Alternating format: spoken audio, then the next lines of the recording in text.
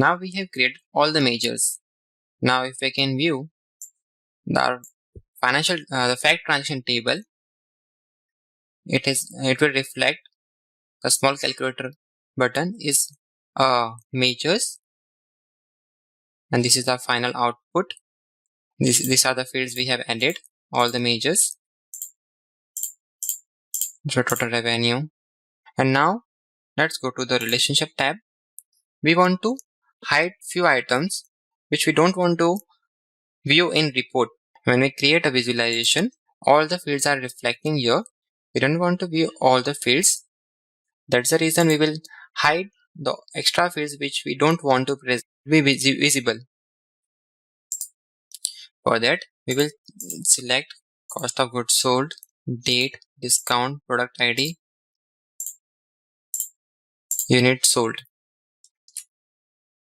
And you just need to right click and select hide in report view. Now same we need to do it in date table. We can select date and month number. We also don't want to reflect day and quarter. This also help a column, short month and year, so we don't want to reflect. Now same we need to hide it from sales representative table, the ID column, and from product table we don't want to reflect retail price and supplier ID. We will hide it. So if we can see final result, we have hide.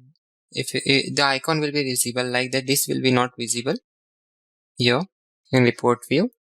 And also we don't want to reflect a product ID in our report, category ID and supplier ID.